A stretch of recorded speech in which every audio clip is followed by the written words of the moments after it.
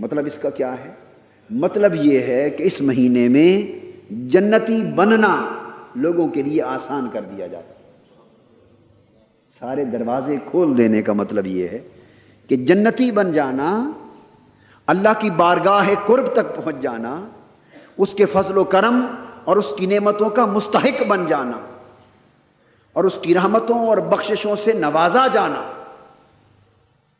سال کے بقیہ 11 مہینوں کے مقابلے میں اس مہینے میں بڑا آسان کر دیا جاتا ہے۔ وغلقت ابواب جہنم، اور دوسرا فیصلہ یہ ہوتا ہے کہ دوزخ کے سب دروازے بند کر دیے جاتے ہیں۔ دوزخ کے دروازے بند کر دیے جاتے ہیں۔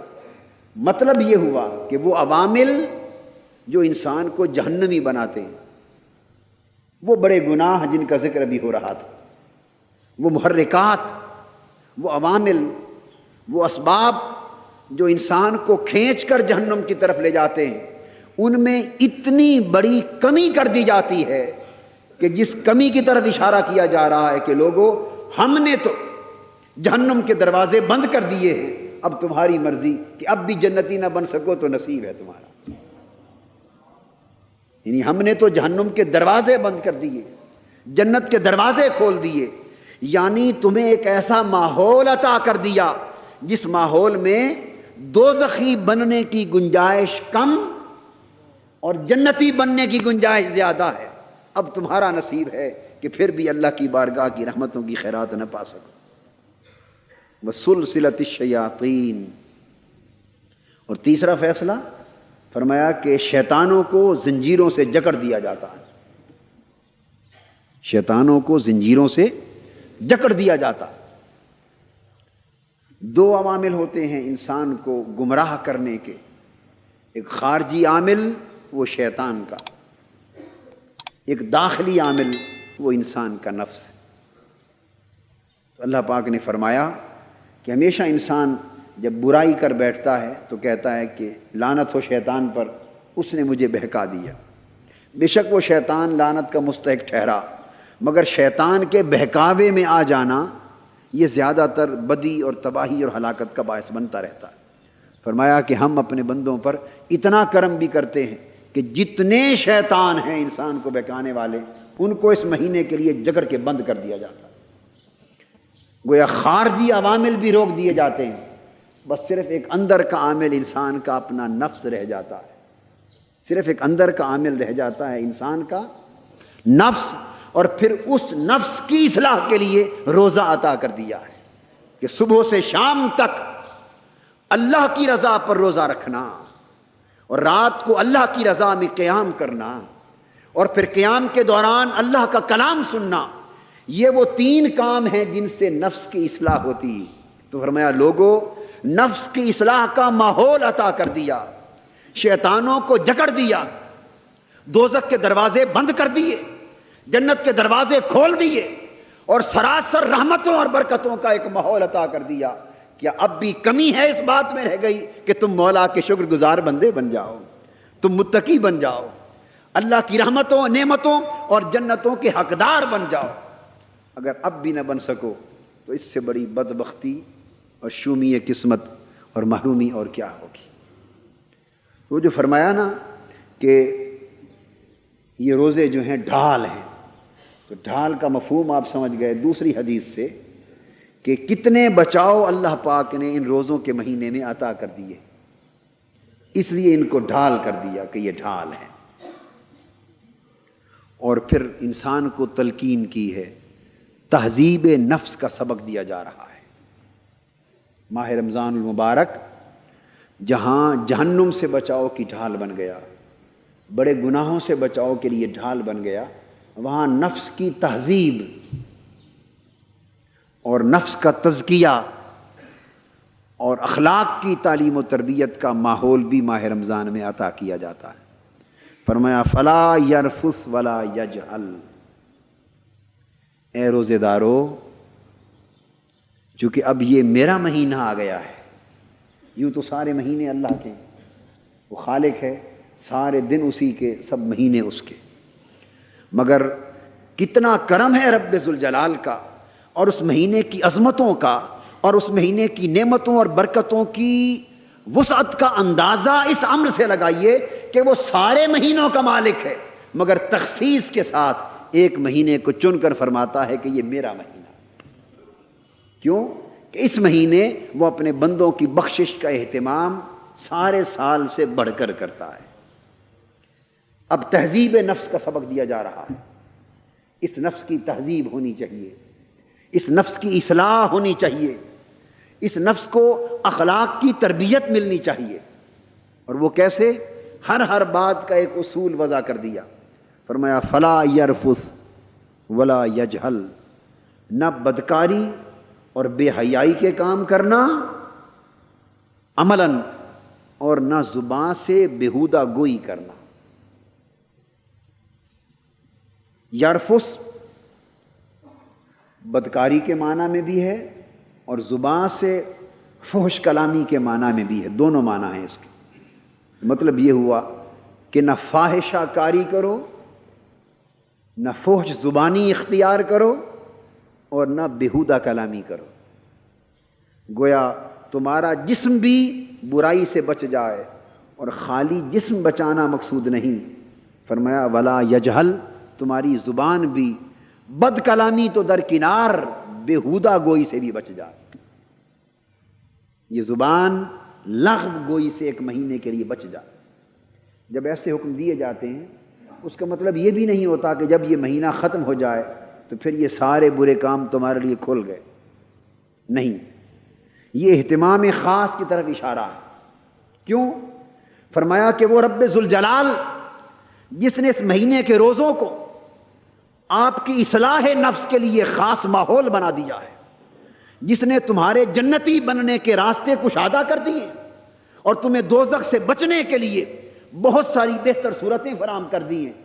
اب تم سوال کر سکتے ہو مولا تیرے اتنے احسانات ہیں اس مہینے میں، کوئی یہ طریقہ بھی تو بتا کہ ہم ان احسانات سے پورا فائدہ بھی اٹھا سکیں۔ کہیں ایسا نہ ہو کہ تیری جنتوں کے دروازے بھی کھلے کے کھلے رہ جائیں، جہنم کے دروازے بند رہ جائیں، شیطان مسدود رہ جائیں، ماحول نعمتوں بھرا رہے، برکتوں بھرا رہے، سعادتوں بھرا رہے، تیری بارگاہ کے انوار و تجلیات کا نزول بھی ہوتا رہے، اور تو امید بھی رکھے کہ میرا بندہ سچے معنوں میں میرا بندہ بن جائے گا۔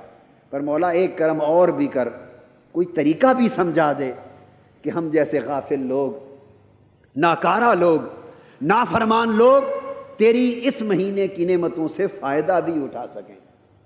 اللہ پاک نے اب اس کا طریقہ بھی تلقین فرمایا ہے۔ فرمایا فلا یرفث ولا یجہل وان امرؤ قاتلہ او شاتمہ فلیقل انی صائم مرتین۔ اب یہ طریقہ سمجھا دیا۔ طریقہ کیا سمجھایا؟ فرمایا کہ ہر برے کام سے بچے رہو۔ نمبر 1، جس کام میں برائی دیکھو، جس کام میں فاحشہ کاری دیکھو، جس کام میں بدی کا پہلو دیکھو، جس کام میں میری ناراضگی کا عنصر دیکھو، ایک تو خود اس سے بچو، اور نمبر 2، ایسا لفظ بھی زبان پہ نہ لاؤ جس لفظ کو آپ بیہودہ گوئی سے تعبیر کر سکیں۔ کیوں؟ کہ میں چاہتا ہوں، اللہ پاک کا فرمان، میں چاہتا ہوں کہ یہ مہینہ تمہاری زبان صرف میرے ذکر کے لیے مخصوص ہو جائے۔ صبح و شام میرا ذکر تمہاری زبان پر ہو، میری یاد تمہارے دل میں ہو، میری محبت تمہاری روح میں ہو، اور میری عبادت تمہارا عمل بن جائے۔ میرے لیے جاگنا، میں رات کو ذکر کر رہا تھا، جب یہ عمل اپنا لو گے تو تم پر میرا رنگ چڑھ جائے گا۔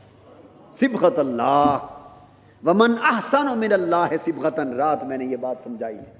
فرمایا اللہ کا رنگ ہے، اللہ کا رنگ ہے، تو لوگوں اللہ کا بھی رنگ ہے، اللہ کا بھی رنگ ہے۔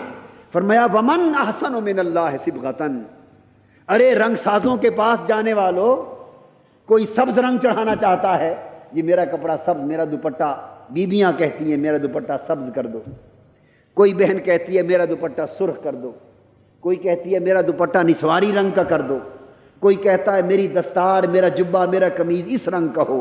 ارے مختلف رنگ چاہنے والوں اور رنگ سازوں کے پاس جانے والوں اور رنگ سازی کی دکانیں تلاش کرنے والوں، ومن احسن من اللہ صبغۃ، بتاؤ تو صحیح رب سے بہتر بھی کوئی رنگ ساز ہے؟ رنگ سے بہتر بھی کوئی رنگ ساز؟ اللہ کے رنگ سے بھی بہتر کسی کا رنگ ہے؟ جب میں اپنا رنگ تمہارے اوپر چڑھانے کو تیار ہوں تو میرا رنگ چھوڑ کے اور رنگوں کی تلاش میں کیوں جاتے ہو؟ میرے رنگ کی طرف آؤ۔ اور رنگ کیا ہے؟ ماہ رمضان میں اللہ کا رنگ چڑھتا ہے۔ اللہ کا رنگ اللہ کی صفتیں ہیں، اللہ کا رنگ اللہ کی صفتیں، اس کے اخلاق ہیں۔ تو صفت الہیہ کیا ہے؟ اللہ کھاتا ہے یا نہیں کھاتا؟ اللہ پاک کی شان کیا ہے؟ اللہ نہیں کھاتا۔ فرمایا اس مہینے میں تم انسان ہو، آخر یہ تو ممکن نہیں کہ بالکل ہی کھانا چھوڑ دو اور بغیر کھائے جیو، یہ تو صرف میری شان ہے، اللہ کی شان ہے۔ مگر اتنا کرو کہ طلوع فجر سے لے کر غروب آفتاب تک 30 دن اس پورے وقت میں کھانا چھوڑے رکھو تو میرے نہ کھانے والا رنگ چڑھ جائے گا، نہ کھانے کا رنگ چڑھ جائے گا۔ پھر اللہ پاک سوتا ہے یا جاگتا ہے؟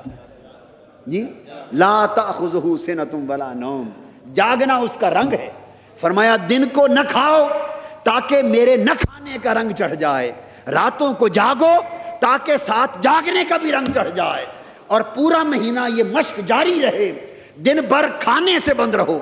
اور اللہ پاک کوئی ایسا کلام کرتا ہے جو اس کی شان کے لائق نہ ہو؟ کرتا ہے؟ ہرگز نہیں کرتا۔